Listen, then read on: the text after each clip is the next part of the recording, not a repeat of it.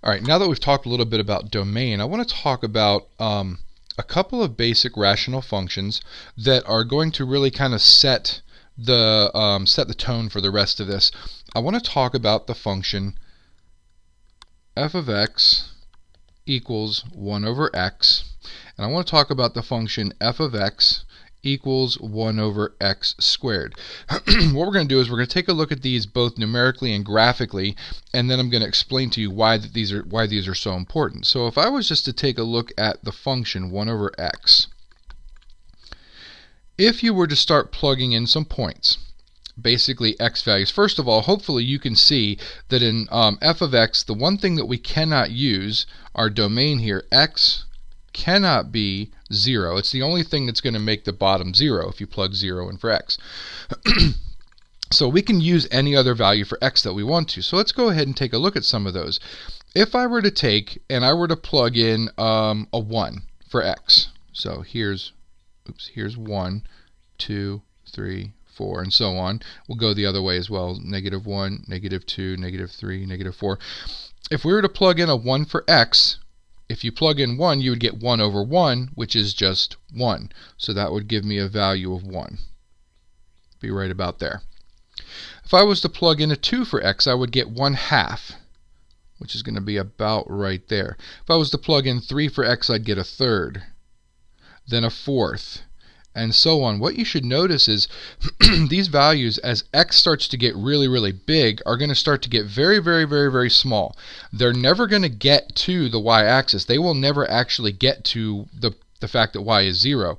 So it's going to look something like this in this direction. Okay, and so what we say there is that as x gets really large, or what we would say is as x approaches, that's what that little arrow means, infinity. In other words, it's going to keep going on the number line as big as we can possibly get it. As x approaches infinity, the y value, or f of x, seems to be approaching 0. It's getting really, really, really close to 0. It's not ever going to get there, but it's going to get very, very close. But we can go the other way too. We don't have to just go 1, 2, 3, 4. We can go backwards a little bit. And I can start, well, we can't use 0, so let's use -1. So if we use -1, and I plug -1 in for x, you're going to get 1 over -1. Well, that's just -1, so that's going to be right about here. And then as you start to plug in other values like -2, now that gives me -1/2. -3, -1/3, -4, -1/4. You can kind of see it's doing the same thing on the other side, but now it's just below the x-axis, and that's going to keep on going. Again, it's going to get really, really super close to 0, but it's never going to get there. So in this case, we would say that as x approaches, now this time it's going really far to the left. X values are going to the left. X is approaching negative infinity. The y value, or once again, f of x, is approaching, oops, not equals, it's approaching 0. Let me change that. So f of x is approaching 0. But I've left some values out, and this is where the real important stuff comes in. I've left the values in between 0 and 1, and in between -1 and 0. I've left those values out. I still have to take into account, we don't always just deal with whole numbers, which is what it looked like I was doing there. We have to deal with everything in between as well. So what if x is 1/2? Now let's write this one down here. If x is 1/2, then I would plug 1/2 into x for my function. So f of 1/2 would be 1 over 1/2. And if you remember dividing fractions, you really multiply by the reciprocal. So that's the same as 1 times 2 over 1. 2 over 1 is just 2. So it's really 1 times 2, which is 2. So if x is 1/2, which is going to be like right there, then the y value is now 2. So, oops. So that's going to be about right there. Kind of missed there. It's more like 2 right there. If x is 1/3, which is now closer to the y-axis, if x is 1/3, f of 1/3 is 1 divided by 1/3. Again, that's 1 times 3 over 1, so that's just 3. So now it's going to get even taller.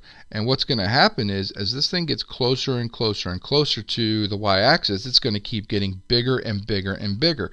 So my function, go back to green here, my function is actually going to go this way, and it's going to approach, but it will never hit the y-axis. It can't, because that would be if x is 0, and we know that that has to be excluded.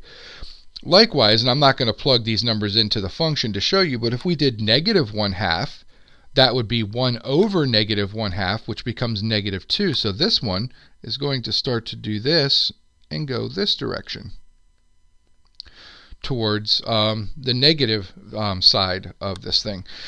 So what we would say here is, I'll put this back in yellow, as x approaches 0. Well, now there's two ways you can approach 0. I can approach 0 from the right side of 0 or from the left side of 0. When we say that it approaches a value from a specific side, we have to indicate which side that's from. So we'll say as x approaches 0 from the right side, we use a positive symbol to indicate from the right side, since right is positive values.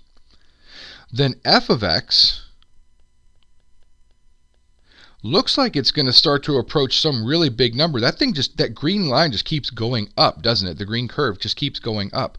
So we say that it's going to approach positive infinity. Those y values are just going to keep getting bigger and bigger and bigger.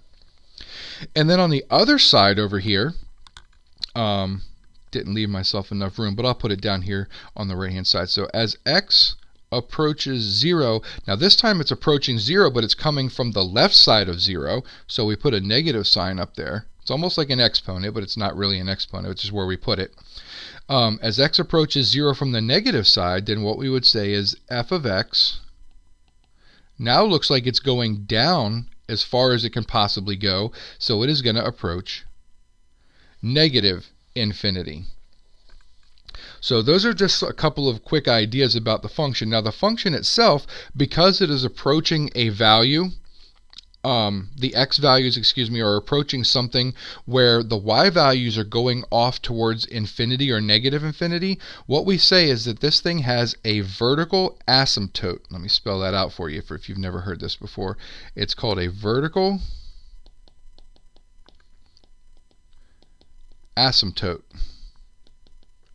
It is basically a vertical line on the graph that your graph can approach, but it can't actually touch. So a vertical asymptote, it's a vertical line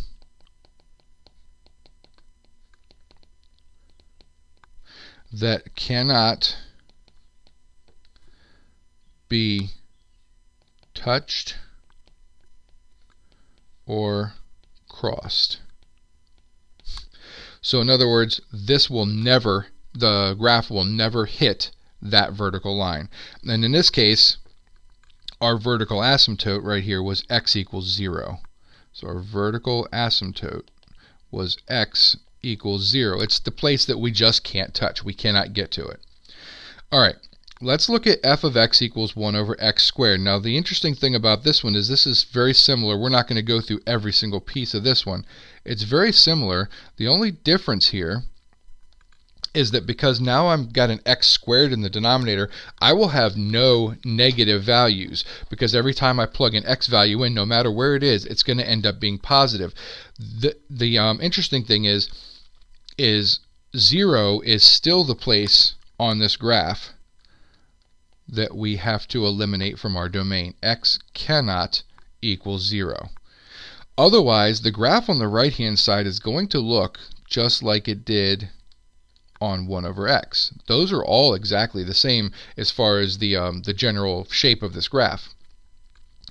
On the left hand side, however, if I start plugging in -1, -2, -3, and so on, no matter what I plug in, I'm still going to get positive values. So this time it mirrors the right side, and it's going to look like that.